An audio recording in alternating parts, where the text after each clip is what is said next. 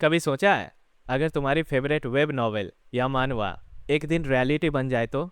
Imagine करो, जैसे ही तुम लास्ट चैप्टर पढ़ते हो वो कहानी सच हो जाती है। क्रेजी लग रहा है ना? वेल, ये कहानी एग्जैक्टली इसी पे बेस्ड है।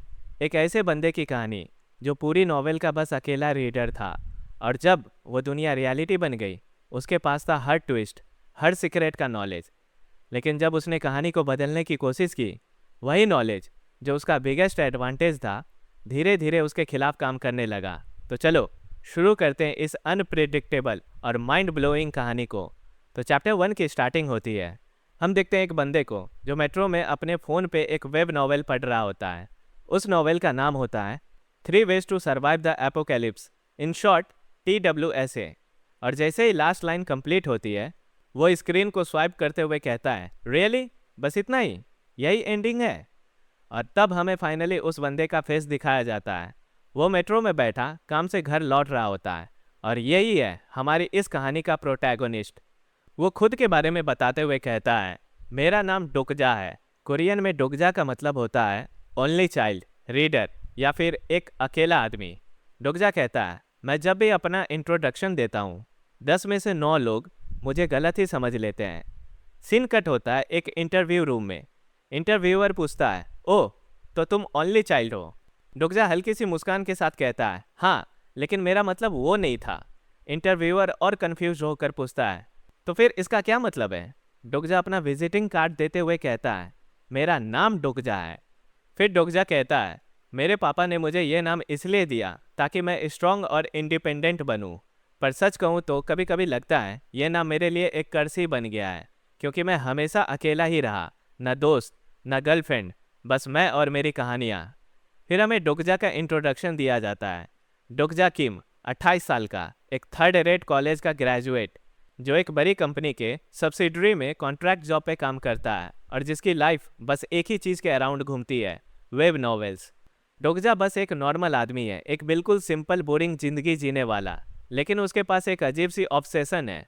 पिछले 10 साल से वो एक ही नॉवेल को पढ़ रहा है, 3 ways to survive the apocalypse, in short TWSA। एक ऐसा नॉवेल जो दुनिया में सिर्फ उसने ही कंप्लीट किया है। और वो कहता है, मेरी हॉबी है सबवे में काम से घर लौटते वक्त वेब नॉवेल्स पढ़ना, पर आज का सबवे राइड हमेशा से अलग है।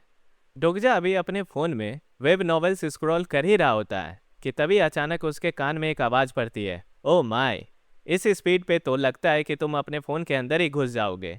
ये सुनते ही डोकजा थोड़ा चौंक जाता है और तुरंत सामने देखता है। सामने एक लड़की खड़ी होती है, नाम है सांगयू, जो उसकी कंपनी के HR डिपार्टमेंट में काम करती है। डोकजा थोड़ा ऑकवर्ड होकर कहता है, हेलो। सांगयू मुस्कुराते हुए पूछती है, क्या तुम घर जा रहे हो? डोकजा तुरंत जवाब देता है, हाँ, और तुम भी? तभी सीट खाली होती है और सांगयू बिना किसी हेजिटेशन के सीधा डोकजा के बगल में जा बैठती है और कहती है, हाँ, आज लकी डे था, मेरा टीम मैनेजर बिजनेस ट्रिप पे है। और तभी डोकजा को उसकी शैम्पू की खुशबू महसूस होती है और वो मन ही मन सोचता है, यार, यकीन नहीं होता, मैं सांगयू से यहाँ टकरा गया जो हमारी कंपनी की सबसे पॉपुलर लड़की है। फिर वो थोड़ा कैजुअली उससे पूछता है, क्या तुम यूजुअली सबवे से ही घर जाती हो? लेकिन दिमाग तो अलग ही कैलकुलेशन में होता है और वो मन ही मन कहता है, HR असिस्टेंट मैनेजर से लेकर फाइनेंस टीम मैनेजर तक आधे लोग तो लाइन में होंगे इसे घर ड्रॉप करने के लिए। और तभी सांगयू कैजुअली कहती है, एक्चुअली मेरी साइकिल चोरी हो गई है। डोकजा हैरान होकर पूछता है, वेट, तुम रोज साइकिल से ऑफिस आती थी? सांगयू जवाब देती है, हाँ, आजकल ओवर टाइम काफ़ी ज़्यादा चल रहा है, तो सोचा थोड़ी एक्सरसाइज भी हो जाएगी और कुछ पर्सनल रीजंस भी हैं। और फिर डोकजा उसे देखते हुए सोचता है, इतनी नज़दीक से तो और भी समझ में आ रहा है कि ऑफिस के सारे लड़के इस पे लट्टू क्यों हैं, बट ऑनेस्टली ये सब मेरे लिए मैटर नहीं करता, क्योंकि हम दोनों की लाइफ बिल्कुल अलग है। और हाँ, सांगयू वो रीज़न नहीं है जिस वजह से आज का सबवे राइड अलग था। और तभी अचानक सांगयू कहती है, प्यूदे प्रिस्तेर में दिनेरो। डोकजा कन्फ्यूज होकर कहता है, क्या? सांगयू स्माइल करते हुए समझाती है, यह स्पेनिश है, मतलब मुझे पैसा उधार दे दो। डोकजा मन ही मन सोचता है, भाई, सबवे में भी स्पेनिश पढ़ रही है, ये तो अलग ही ब्रीड है। और फिर ऑकवर्ड होते हुए बोलता है, तुम तो काफ़ी सीरियस स्टडी कर रही हो। और तभी सैंगी उसके फ़ोन की स्क्रीन में झांकते हुए पूछती है, और तुम डोकजा, तुम क्या पढ़ रहे हो? डोकजा तुरंत फ़ोन पीछे करते हुए कहता है, ओ मैं तो बस सैंगी सीधे पूछती है, क्या तुम नॉवेल पढ़ रहे हो? डोकजा मुस्कुराते हुए बोलता है, हाँ मतलब कह सकते हो, बस मैं तो कोरियन पढ़ रहा हूँ। सैंग्यू एक्साइटेड होते हुए कहती है, मुझे भी नॉवेल्स पसंद है। मेरे फेवरेट ऑथर्स हैं Murakami Haruki, Raymond Carver. Dokja मनी मन सोचता है, ऑब्वियसली सब वर्ल्ड क्लास ऑथर्स हैं, और मैं तो एक वेब नॉवेल रीडर हूँ। फिर सैंग्यू मुस्कुराते हुए पूछती है, और तुम्हारा फेवरेट ऑथर कौन है डोकजा? डोकजा ऑकवर्ड स्माइल के साथ कहता है, बता भी दूँ तो शायद तुम उन्हें नहीं जानती हो।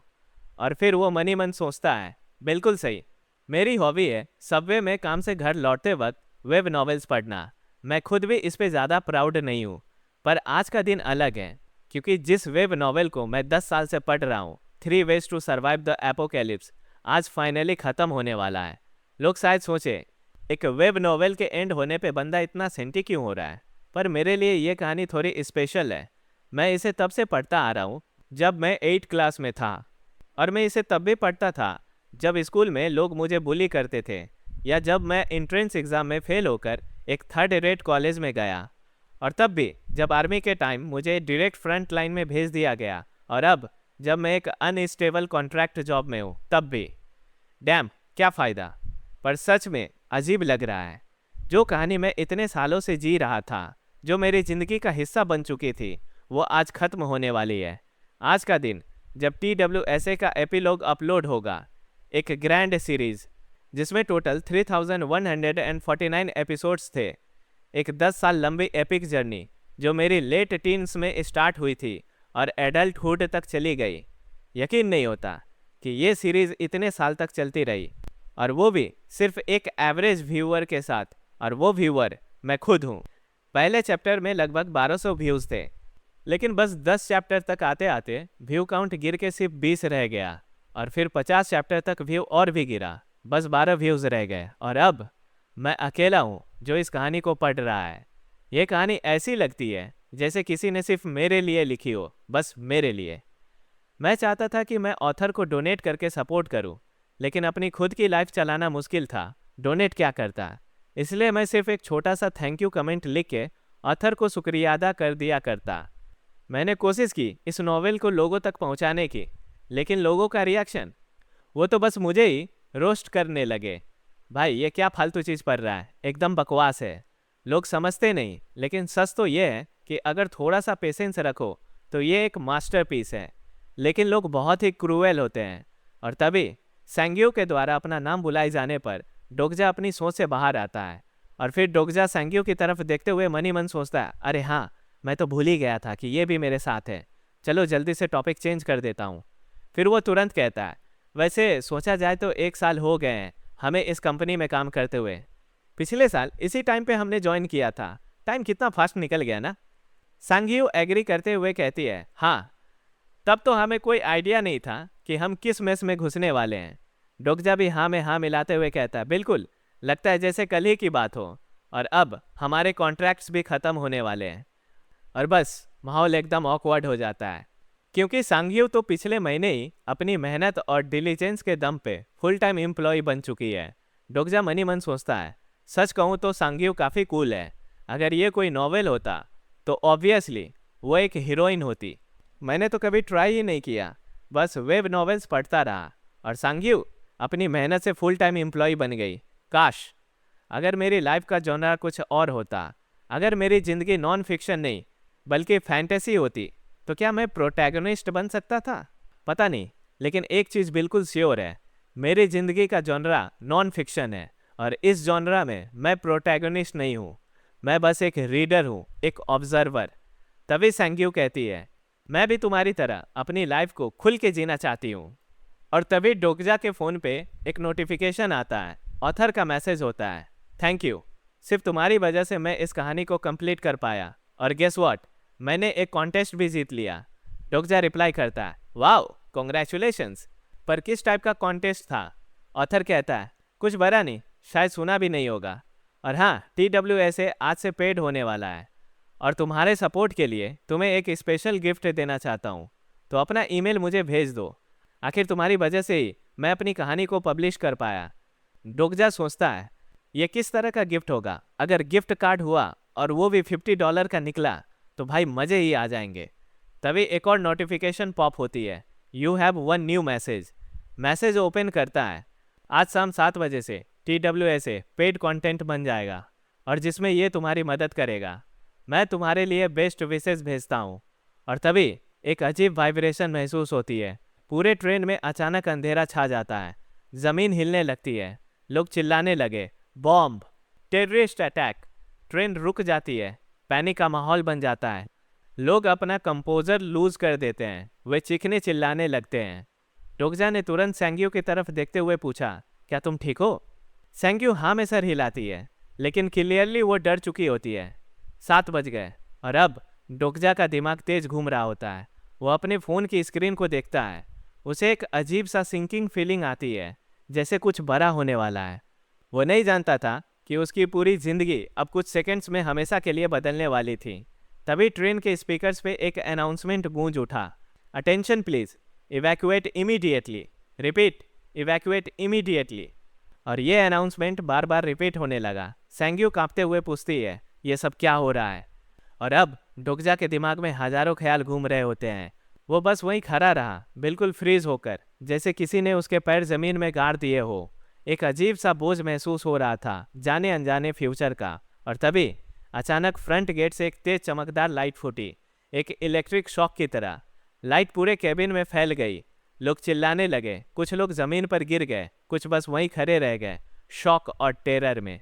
फिर जैसे कोई हॉरर गेम का कट सीन हो, ट्रेन के स्पीकर से एक नए अनाउंसमेंट की आवाज़ गूंज उठी, 8612 प्लानिटरी सिस्टम की फ्री सर्विस ऑफिशियली खत्म हो चुकी है। और फिर एक और लाइन, मेन सिनेरियो अब शुरू होने जा रहा है। डोकजा का दिल डूब गया। उसने तुरंत समझ लिया कि उसकी लाइफ का जॉनरा अब बदल चुका है। और यहीं पे चैप्टर 1 एंड होता है। तो चैप्टर 2 की शुरुआत उसी टेरिफाइंग अनाउंसमेंट के बाद के सीन से होती है। पूरा कैबिन पैनिक में है, लोग शॉक में, डर के मारे वहीं थमे खड़े हैं। किसी को समझ ही नहीं आ रहा कि हो क्या रहा है। और तभी डोकजा के दिमाग में एक स्ट्रेंज थॉट फ्लैश होता है, ये तो डोकाइबी है। व्यूअर्स को क्लैरिफाई कर दूं, डोकाइबी कोरियन कल्चर का एक मिथिकल क्रिएचर होता है। थोड़ा गॉब्लिन जैसा होता है, थोड़ा फनी, थोड़ा क्रीपी, लेकिन एक्सट्रीमली डेंजरस होता है। डोकजा मनी मन सोचता है, मुझे समझ नहीं आ रहा कि अचानक ये थॉट मेरे दिमाग में क्यों आया। सबवे रुक चुकी है, कैबिन कंप्लीट ब्लैकआउट में है और मेरे दिमाग में एक बहुत ही फेमिलियर कहानी की ओपनिंग लाइंस बार बार गूंज रही है, पर इसका कोई मतलब नहीं बनता, यह तो होना ही नहीं चाहिए। और तभी अचानक सांगियो शॉक में बोल पड़ती है, और डोकाइबी। सब लोग तुरंत पलट के गेट की तरफ देखते हैं और वहाँ एक ब्राइट ग्लोइंग लाइट हवा में लेविटेट कर रही होती है, जो धीरे धीरे डोकाइबी की शेप ले रही होती है। डोकजा का दिमाग तुरंत रेस करने लगता है। सच कहूँ तो ये इम्पॉसिबल है, ये हो ही नहीं सकता। और फिर उसकी आंखों के सामने वही नोवेल की लाइंस फ्लैश होने लगती है, TWSA का एग्जैक्ट स्टार्टिंग सीन। उस ग्लोविंग लाइट में से एक वाइट फ्लफी क्रिएचर पॉप होता है, 2 छोटे से हॉर्न्स, मिस्चीवियस आंखें, बिल्कुल वैसे ही जैसे डोकजा ने अपने नॉवल में पढ़ा था। उस मोमेंट पे लगा जैसे फिक्शन और रियलिटी ओवरलैप हो गया हो। फिर वो कुछ बोलता है, लेकिन किसी को समझ नहीं आता। लोग अपने अपने हिसाब से रिएक्शन देने लगते हैं। ये क्या बोल रहा है, यू कितना अगली है, ये क्या कोई रियलिटी स्टंट है क्या? एक बंदा तुरंत अपना फ़ोन निकाल के वीडियो बनाना शुरू कर देता है। डोकजा अपने आप से कहता है, किसी को नहीं पता कि क्या हो रहा है, सिर्फ मुझे छोड़ के। ये वही डोकाइबी है जो TWSA के फर्स्ट चैप्टर में था, और वही जो एपोकैलिप्स की शुरुआत करता है और हजारों चैप्टर्स तक ह्यूमैनिटी का खून करता है। और अब वो मेरे सामने जिंदा खड़ा है। तभी सांगियो डाउटफुली बोलती है, लगता है ये स्पेनिश बोल रहा है, ट्राई करूँ बात करने का? डोकजा तुरंत कहता है, तुम्हें लगता है ये डोरा द एक्सप्लोरर है क्या? जाके क्या बोलोगे, भाई पैसे उधार दे दे? तभी डोकाइबी अपनी ग्लिचिंग वॉइस में कहता है, टेस्टिंग टेस्टिंग, सुन पा रहे हो क्या? लैंग्वेज पैच थोड़ी देर के लिए क्रैश हो गया था, अब मेरी बात क्लियर समझ आ रही है ना? पीछे से एक बंदा चिल्लाता है, ये क्या बकवास है, क्या कोई फिल्म शूट हो रही है क्या? मुझे भी अपने ऑडिशन पे जाना है। डोकाई थोड़ा सार्केस्टिक साई लेके कहता है, ओह ऑडिशन, और इस वक्त? "हाँ, मुझे लगता है मुझे और रिसर्च करनी चाहिए थी। उन्होंने बोला था 7 बजे पे वॉल लगाओ, कस्टमर्स का फ्लड आ जाएगा। फिर सबको स्कैन करते हुए कहता है, ओके एवरीवन, चिल, अपनी अपनी सीट ले लो और मेरी बात ध्यान से सुनो। मेरे पास तुम सब के लिए एक बहुत ही इम्पॉर्टेंट अनाउंसमेंट है। लोग और फ्रस्ट्रेटेड हो जाते हैं और कहते हैं, ये क्या तमाशा है, जल्दी से ट्रेन चालू करो। तुम हमारी कंसेंट के बिना ये नहीं कर सकते।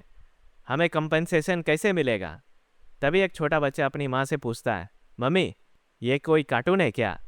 डॉक्टर मनी मन सोचता है, मैं श्योर हूँ, मुझे पता है ये कहानी कैसे चलती है। ये बिल्कुल वही है, TWSA के स्टार्टिंग चैप्टर का एग्जैक्ट रेप्लिका। मुझे इन्हें रोकना होगा, पर कैसे? फिर वो जल्दी से सांगियो को मूव करने से मना करता है। सांगियो फ्रीज हो जाती है। उसके चेहरे पे कन्फ्यूज़न और डर क्लियरली दिख रहा होता है। और तभी डोकाइबी का चेहरा धीरे धीरे डार्क होने लगता है। उसकी आंखें पूरी क्रिम्सन ग्लोइंग रेड हो चुकी होती है और वह गुस्से में चिल्लाता है, कितनी नॉइजी जगह है। मैंने तुम लोगों को चुप रहने को कहा था, पर तुम समझे नहीं। और बिना किसी वार्निंग के बूम, एक आदमी का सर लिटरली फट जाता है, ब्लड फाउंटेन की तरह हवा में। और फिर डोकाइबी एक क्रीपी स्माइल के साथ कहता है, ये कोई मूवी नहीं है, ना ही कोई सपना या नॉवेल। और वो लोगों के सर एक के बाद एक उड़ाने लगता है। कैबिन अब पूरे ब्लड से भर चुका होता है। लोग चीख रहे होते हैं, चिल्ला रहे होते हैं, गिर रहे होते हैं, लेकिन कोई भाग नहीं सकता। डोकजा अपनी आंखों के सामने एपोकैलिप्स की शुरुआत होते देख रहा होता है।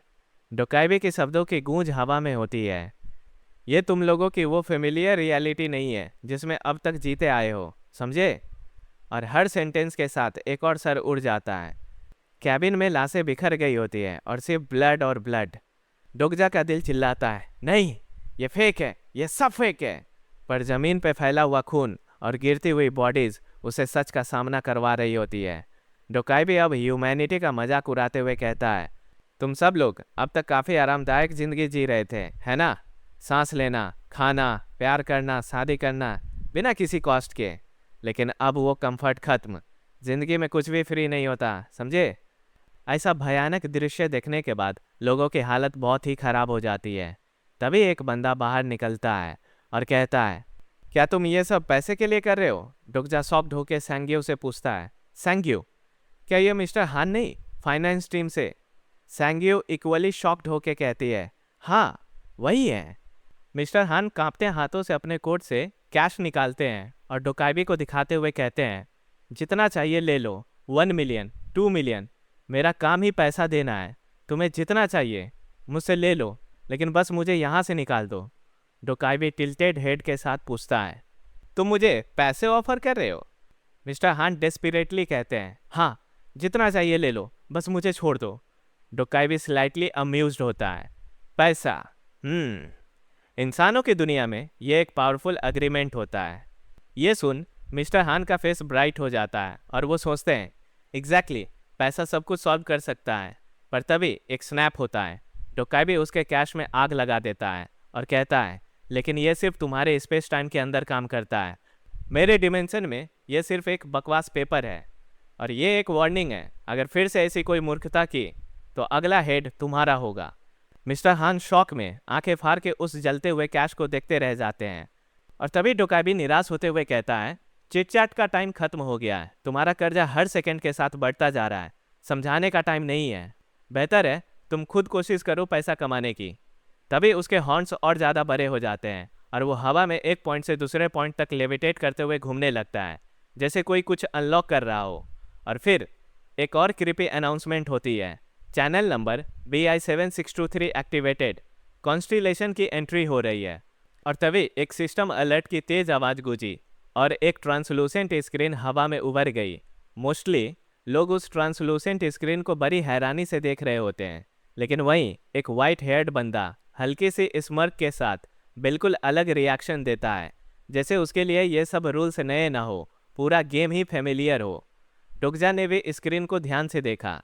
स्क्रीन पर लिखा होता है, मेन सिनेरियो शुरू हो चुका है। सिनेरियो 1, अपनी वैल्यू प्रूव करो, एक या एक से ज़्यादा लिविंग ऑर्गेनिज्म को मारो। Category main, difficulty F, time limit 30 minute, reward 300 coin, penalty for failure death. Dokkaebi एक क्रिपी स्माइल के साथ कहता है, वेल गुड लक एवरीवन। मुझे उम्मीद है कि मुझे एक इंटरेस्टिंग स्टोरी देखने को मिलेगी। और फिर एक तेज लाइट के साथ वहाँ से वैनिश हो जाता है और लोगों की आंखों के सामने सिर्फ वो ट्रांसलूसेंट स्क्रीन रह जाता है और हवा में गूंजता हुआ वो last message, prove your worth और डाई। और इसी के साथ चैप्टर 2 का दी एंड होता है। चैप्टर 3 की स्टार्टिंग में हम देखते हैं सांग्यू को, जो डेस्परेटली पुलिस को कॉल लगाते हुए अपने नाखून चबा रही होती है और फिर फ़ोन कट करके डोगजा से कहती है, पुलिस तो फ़ोन ही नहीं उठा रही, अब क्या करें। डोगजा उसे काम होने को कहता है और फिर उससे पूछता है, तुमने वो गेम खेला है ना जो डेवलपमेंट टीम अभी बना रही है, वही वाला जिसमें एपोकैलिप्स में सिर्फ कुछ लोग ही सरवाइव करते हैं। सांग्यू कंफ्यूज होकर पूछती है, उसका इस सिचुएशन से क्या लेना देना। डोगजा सीधा कहता है, ऐसा सोचो कि अब हम भी उसी गेम का पार्ट हैं। सिंपल है, हर गेम के कुछ रूल्स होते हैं, हमें बस उन्हें आइडेंटिफाई करना है कि वो क्या है। सांग्यू डिसबिलीफ में कहती है, रूल्स? तुम क्या कह रहे हो। डोगजा उसकी आंखों में आंखें डाल कहता है, हमें ये गेम के रूल समझने ही पड़ेंगे, वरना हम भी मारे जाएंगे। इतना कह डोगजा पूरे कैबिन को ऑब्जर्व करने लगता है। एक डोकाइबी एंटीना के साथ, ब्लड से भरा हुआ फ्लोर, कांपते हुए ऑफिस वर्कर्स और एक ओल्ड लेडी जो अपनी सीट पे बैठ के नॉनस्टॉप प्रार्थना कर रही है। उसके मन में इको होता है, नहीं ये कोई फिक्शन नहीं है, ये सच है। TWSA जो मैं 10 साल तक सिर्फ नॉवेल समझ के पढ़ता रहा, अब मेरे सामने जिंदा हो गया है। क्वेश्चन बड़ा ही सिंपल है, अब मुझे क्या करना होगा ताकि मैं जिंदा रह सकूं। और तभी एक बंदा कॉन्फिडेंट आवाज़ में सबको एड्रेस करता है, ओके एवरीवन काम डाउन, गहरी सांस लो और जो कुछ भी कर रहे हो उसे फ़ौरन बंद करो। क्या सब शांत हो गए? थोड़ी देर के लिए मेरी बात सुनो। जैसा कि तुम सब जानते हो, नेशनल इमरजेंसीज में पैनिक से काफ़ी नुकसान होता है, इसलिए अब से मैं यहाँ कमांड ले रहा हूँ। लोग चिल्लाते हैं, एक्सक्यूज़ मी, तुम होते कौन हो? National emergency? तुम क्या बकवास कर रहे हो? वह अपने फ़ोन में एक ऑफिशियल मैसेज दिखाता है, लेवल 1 नेशनल इमरजेंसी डिक्लेयर्ड।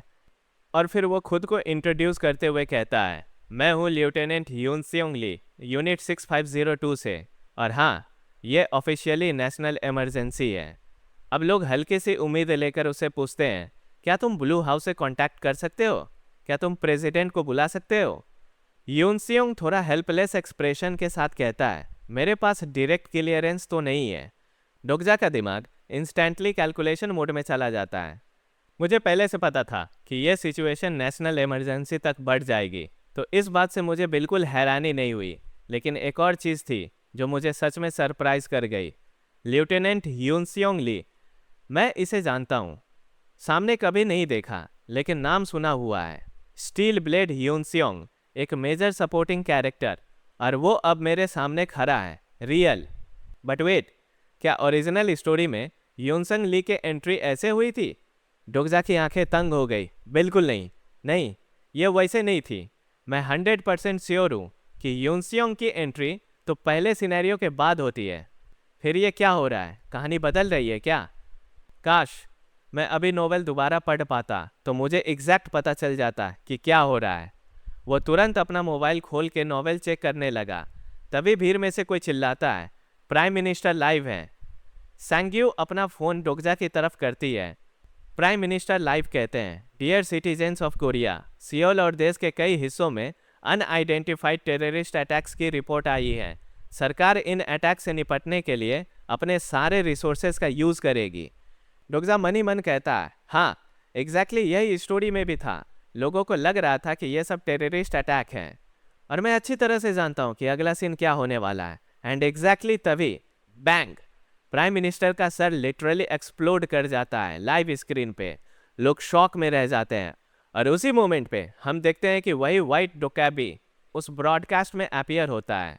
तो अब तक तो आप लोग समझ ही गए होंगे कि प्राइम मिनिस्टर के डेथ के पीछे किसका हाथ था। फिर वो उसी ब्रॉडकास्ट के जरिए सबसे कहता है, मैं पहले ही बोल चुका हूँ, ये टेररिज्म वगैरह का कोई मजाक नहीं है। और फिर वो एक क्रिपी सी हंसी हंसता है, बिल्कुल स्पाइन चिलिंग। आई गेस तुम लोग अभी तक समझे नहीं हो, राइट? नहीं, ये तो बिल्कुल काम नहीं करेगा। तुम्हें लगता है कि हम यहाँ कोई गेम खेल रहे हैं क्या? वो थोड़ा रुकता है और फिर बोलता है, ठीक है, मेरी रिसर्च के मुताबिक इस कंट्री के लोग गेम्स में काफ़ी अच्छे होते हैं, तो चलो डिफ़िकल्टी थोड़ी बढ़ा देते हैं, शैल वी?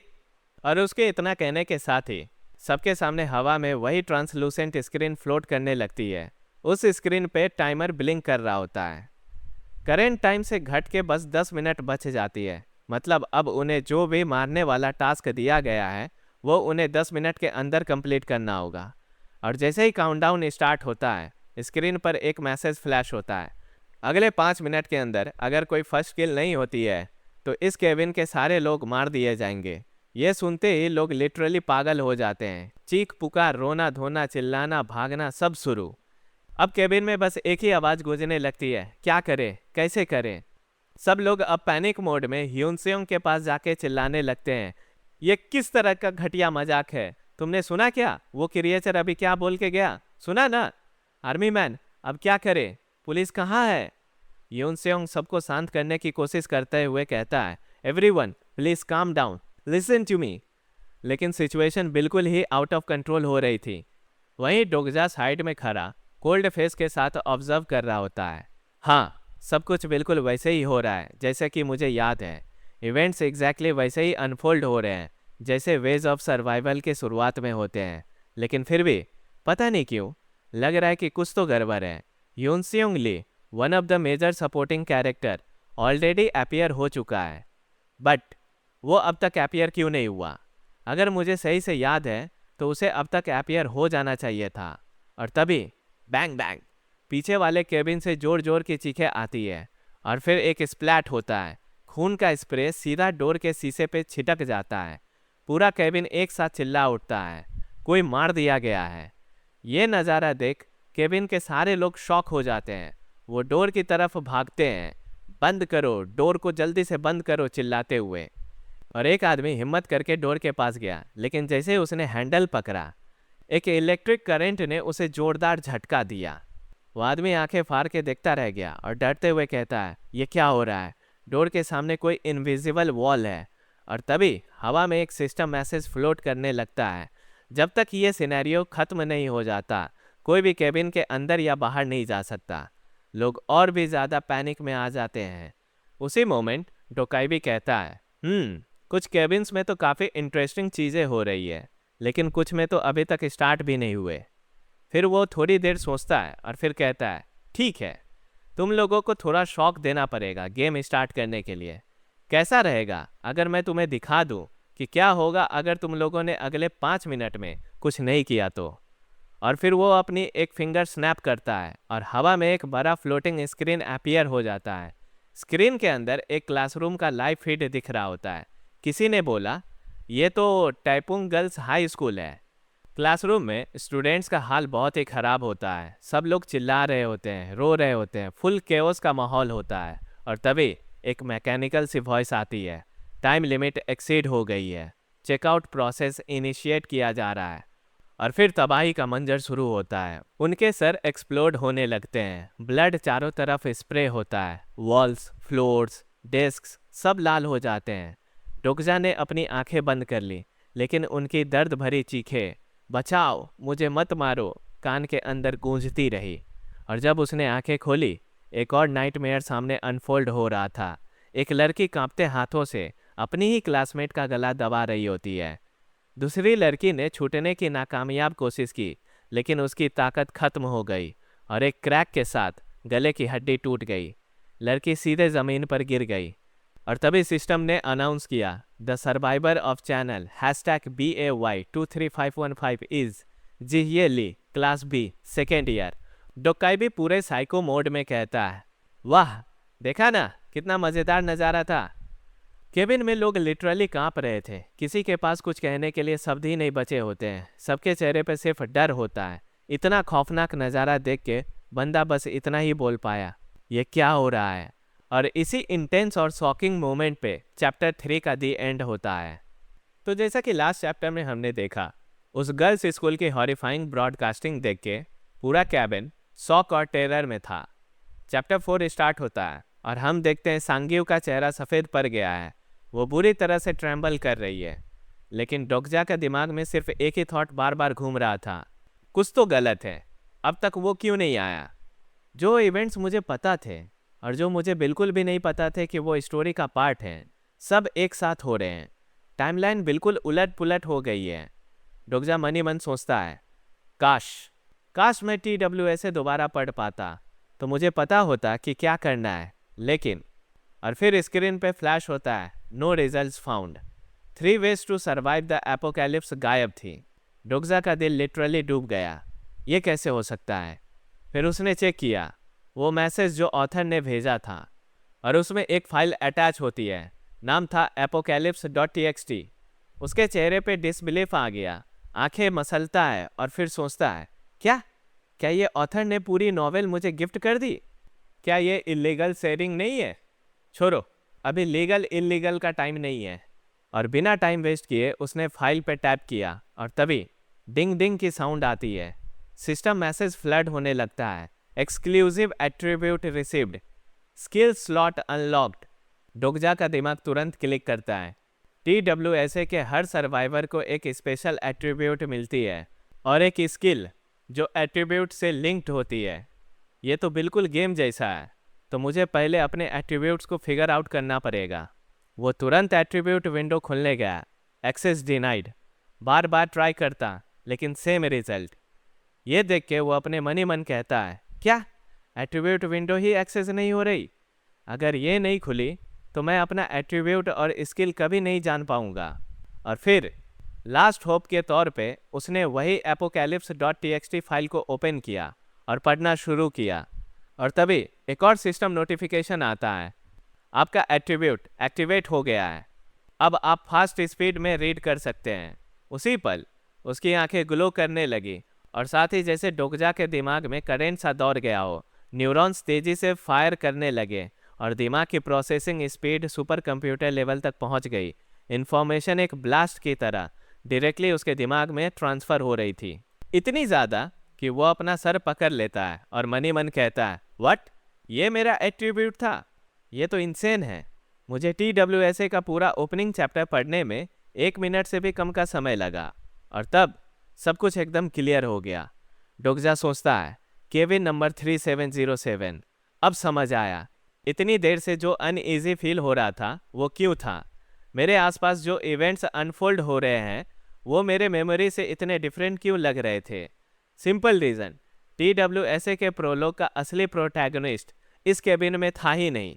वो पिछले वाले केबिन में था, 3707, और मैं हूँ 3807 में।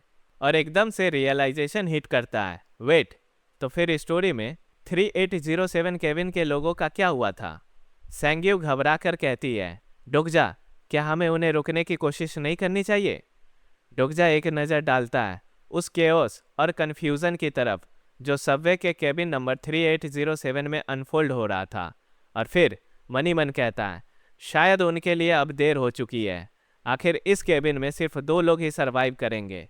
सीन कट होता है और हम देखते हैं एक स्टूडेंट जिसका नाम नामवून किम है। वो लिटरली एक ओल्ड लेडी की तबीयत से पिटाई कर रहा होता है। बेचारी ओल्ड लेडी उसके सामने गिर गिरा कर रिक्वेस्ट कर रही होती है, प्लीज़ मुझे छोड़ दो।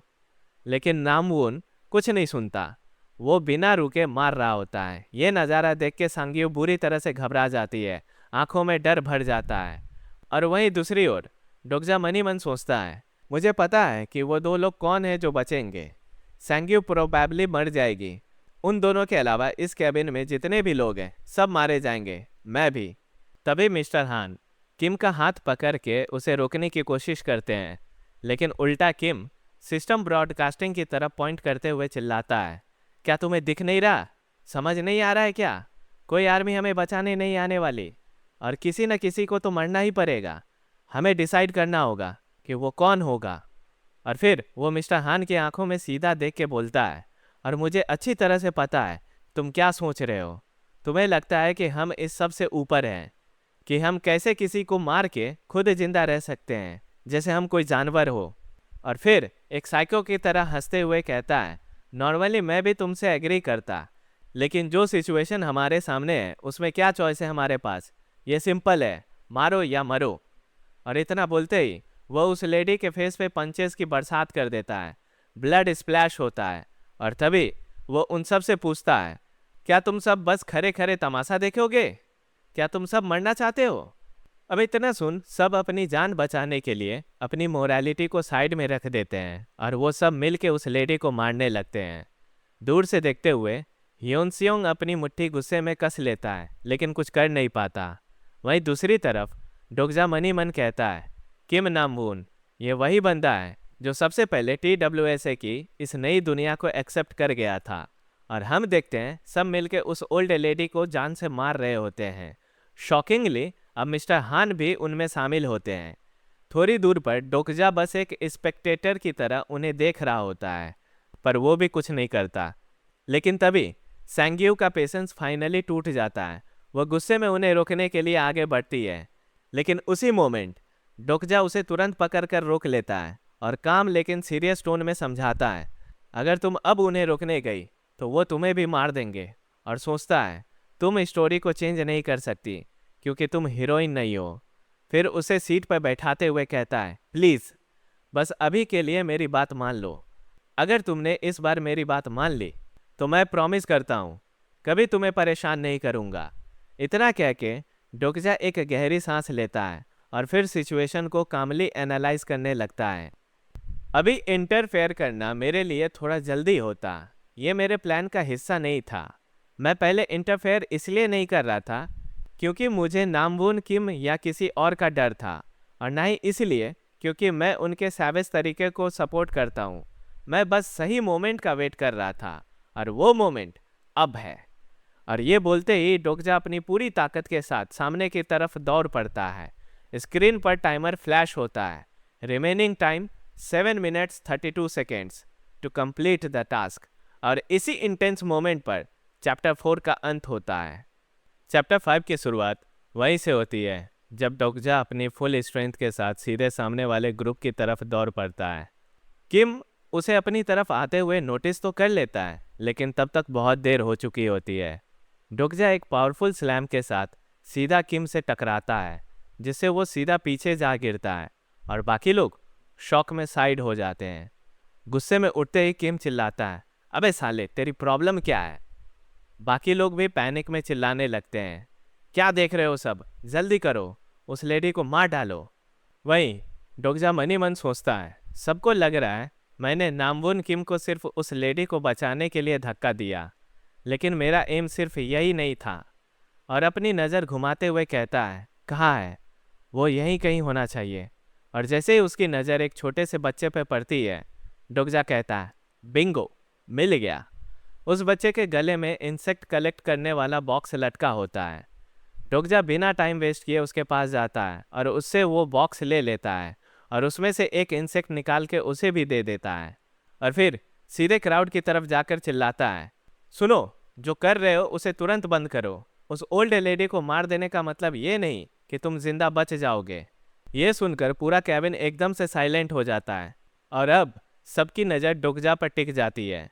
सबका अटेंशन ग्रैब करने के बाद डोकजा बोलता है, चलो मान लेते हैं कि हम सब मिलके उस ओल्ड लेडी को मार देते हैं, फिर क्या?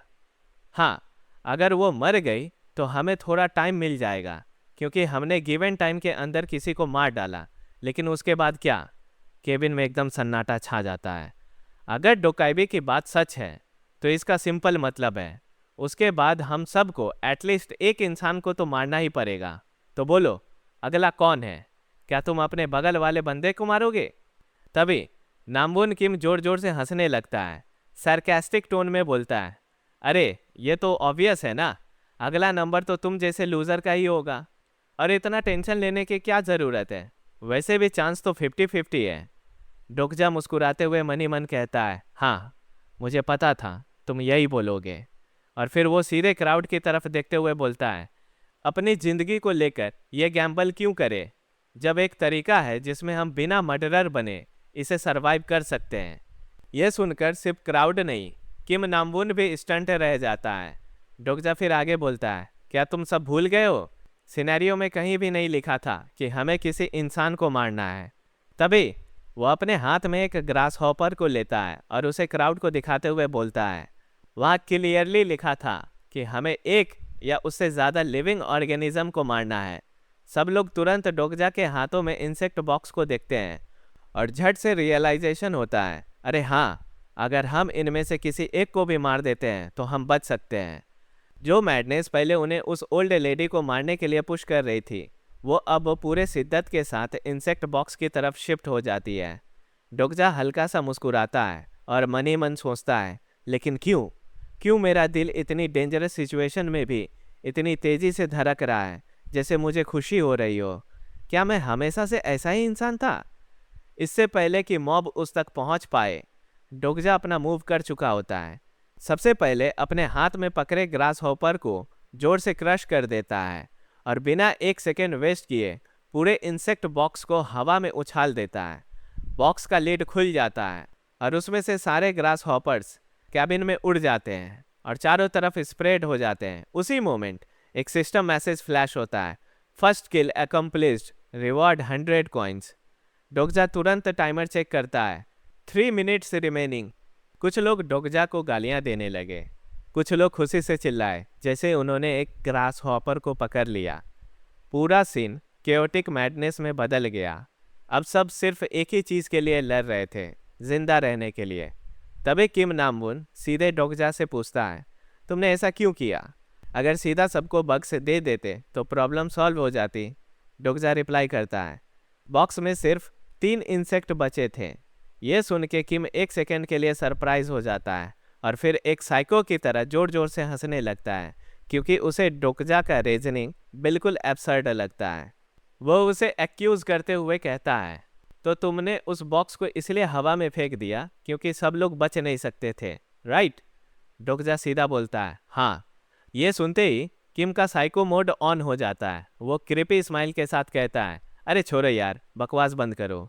कोई भी नॉर्मल बंदा ऐसी चीज़ सिर्फ इस रीज़न के लिए नहीं करता। सच बता, तू बस ये देखना चाहता था ना कि लोग कैसे अपनी जान बचाने के लिए एक दूसरे से लड़ते हैं। लेकिन डोगजा अच्छे से जानता था किम का असली नेचर क्या है। वो एक क्रूएल और पागल इंसान है जो ऐसी सिचुएशन का मजा लेता है। उसके लिए ये सब सिर्फ एक गेम है। अचानक डोगजा के थॉट में इंटरप्शन होता है। एक डिंग की आवाज़ के साथ एक सिस्टम मैसेज आता है, personal skill, character profile activated. और तुरंत डोगजा की आंखों के सामने नामवुन किम का पूरा प्रोफाइल फ्लड की तरफ फ्लैश होने लगता है। उस मोमेंट में डोगजा फाइनली समझ जाता है कि किम का असली नेचर क्या है। ये बंदा उन लोगों में नहीं है जो इस एपोकैलिप्स के डिस्पेयर के नीचे टूट जाएं। वो उनमें से भी नहीं है जो फैंटेसीज के भ्रम में जीते थे और जब रियलिटी ने हिट किया तो सुसाइड कर लिया। किम अलग है, उसका माइंड सेट कम्प्लीटली डिफरेंट है। ऐसा लगता है जैसे वो तो हमेशा से इसी तरह के ट्विस्टेड वर्ल्ड का वेट कर रहा था। वह उस टाइप का इंसान है जो केओस में जिंदा रहता है और नए ब्रूटल रूल्स के साथ इंस्टेंटली अडेप्ट कर जाता है। और बाद में ये दुनिया उसे द डिल्यूजनल डीमन के नाम से जानेगी। इसी बीच नामवुन किम अपनी क्रिपी स्माइल के साथ डोगजा के पास आता है और कैजुअली कहता है, क्या सोचते हो, टीम अप कर ले, साथ मिलके मजे करेंगे। तभी डोगजा के सामने एक और सिस्टम मैसेज फ्लैश होता है, नामवुन किम अब तुम में इंटरेस्ट देने लगा है। तुम्हारी नामवुन किम को समझने का लेवल बढ़ गई है। और इसी के साथ एक और नोटिफिकेशन ब्लिंक करता है, main scenario 1, time remaining 2 minute 59 seconds.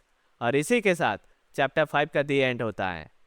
अगर आपको यह मानवा एक्सप्लेनेशन पसंद आया तो वीडियो को लाइक करें, चैनल को सब्सक्राइब करें और बेल आइकन दबाना बिल्कुल ना भूलें। आप लोगों ने जो मानवा और मांगा सजेस्ट किए हैं, अगला वीडियो उन्हीं में से एक पे होगा, तो तैयार रहें। और उसके तुरंत बाद आएगा नेक्रोमेंसर की कंप्लीट सीरीज़ का फुल एक्सप्लेनेशन वीडियो। कमेंट करके ये भी ज़रूर बताएं कि आप कौन से मानवा का एक्सप्लेनेशन नेक्स्ट देखना चाहेंगे। मिलते हैं नेक्स्ट वीडियो में, तब तक के लिए सायोनारा।